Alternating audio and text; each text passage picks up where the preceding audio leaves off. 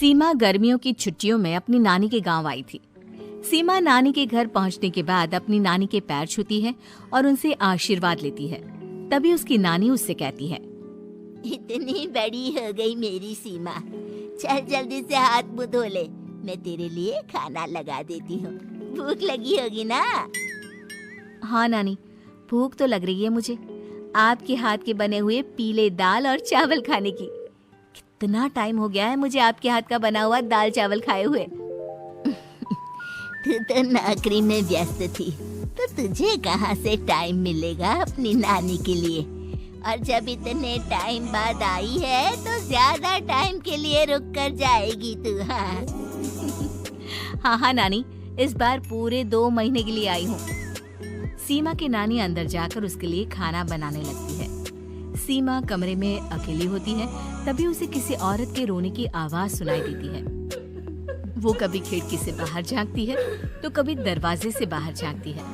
उसे समझ में नहीं आ रहा होता है कि आखिर रो कौन रहा है।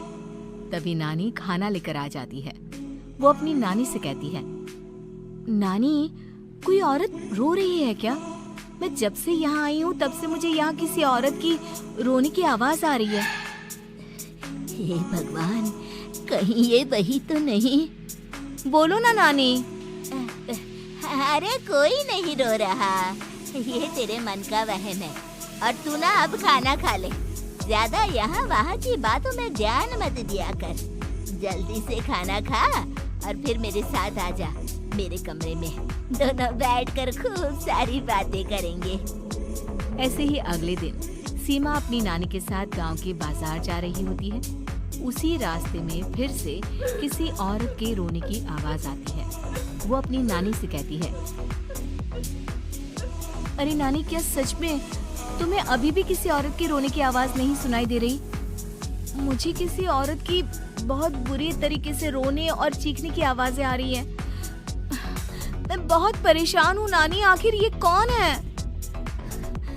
मुझे लगता है कि सीमा को शहर भेज देना चाहिए, यहाँ रहना उसके लिए ठीक नहीं। नानी बोलो ना, आप चुप क्यों हो जाती हो?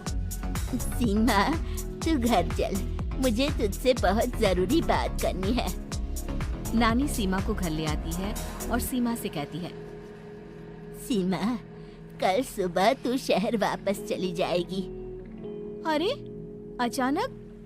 आखिर क्या बात है नानी, आप मुझे ऐसे जाने को क्यों कह रही हो? मैं बस जो कह रही हूँ उस पर ध्यान दे। तू कल सुबह यहाँ से चली जाएगी, और ये बात मैं कोई मजाक में नहीं बोल रही।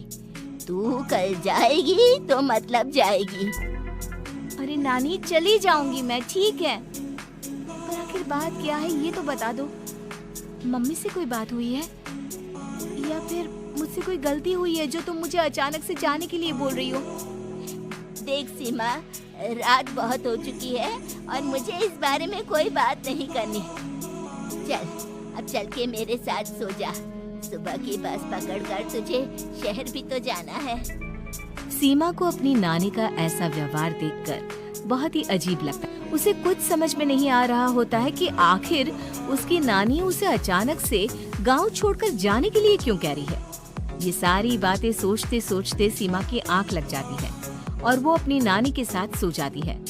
ऐसे ही आधी रात को सीमा को फिर से किसी औरत की रोने की आवाज सुनाई देती है।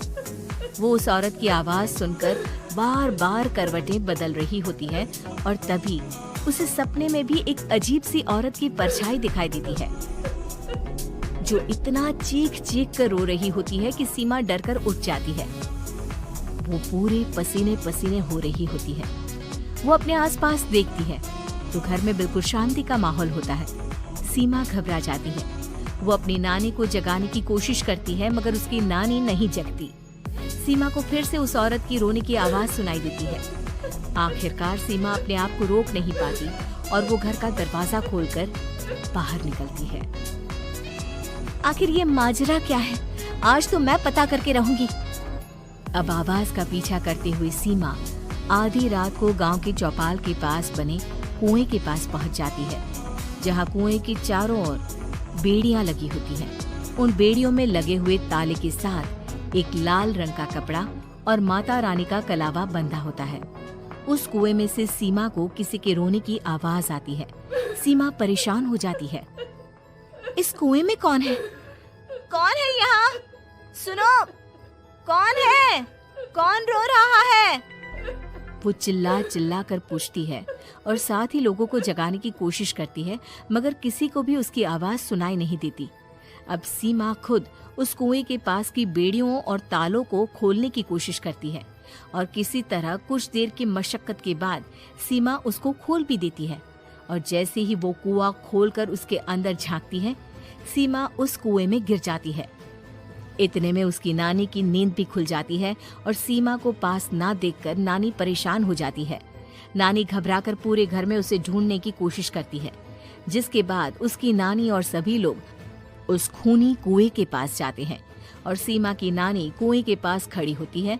सभी गांव वालों और सीमा की नानी को सीमा के चिल्लाने की आवाज आती है, बचाओ, कोई मुझे बचाओ।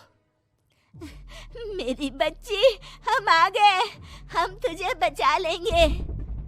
नानी, मुझे यहाँ बहुत डर लग रहा है। यहाँ इंसान की कटी हुई मुंडिया, हाथ, पैर और कंकाल है और खून भी है। नानी, मुझे डर लग रहा है। आप सब मेरी मदद कीजिए, नहीं तो ये खूनी कुआं मेरी बच्ची को भी खा जाएगा। अरे मुझे तो ये समझ में नहीं आ रहा कि आखिर इस खूनी कुएं को खोला किसने। सालों पहले इसको इतनी मुश्किलों के बाद तांत्रिक बाबा ने बंद किया था। अरे पूरा गांव खूनी कुएं के बारे में अच्छे से जानता है, तो कोई भी जानबूझकर तो ऐसा करेगा नहीं। मतलब किसी ने अनजाने में इसे खोल दिया है भैया। सीमा को इस बारे में मालूम नहीं था और जब से वो यहाँ आई थी तभी से उसे किसी औरत के रोने की आवाजें भी सुनाई दे रही थी। कहीं सीमा ने ही तो उसे नहीं खोला। अगर ऐसा है तो फिर सीमा का बचना बहुत मुश्किल है। वहीं कुएं के अंदर सीमा रोते हुए बैठी होती है कि उसे आवाज सुनाई देती है जो कुएं के बाहर खड़े गांव वालों में से किसी को सुनाई नहीं देता। आज सालों के बाद मुझे ताजा खून मिलेगा। तेरा खून पीकर आज मैं अपनी प्यास बुझाऊंगा।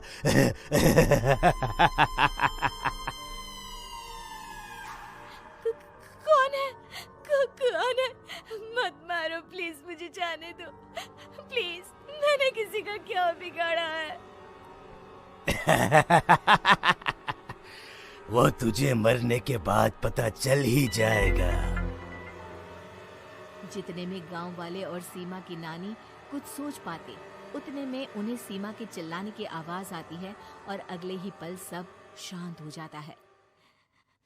क्या हुआ?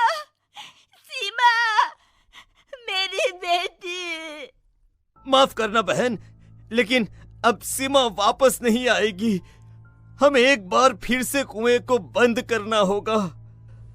गांव वाले तभी तांत्रिक को बुला कर लाते हैं।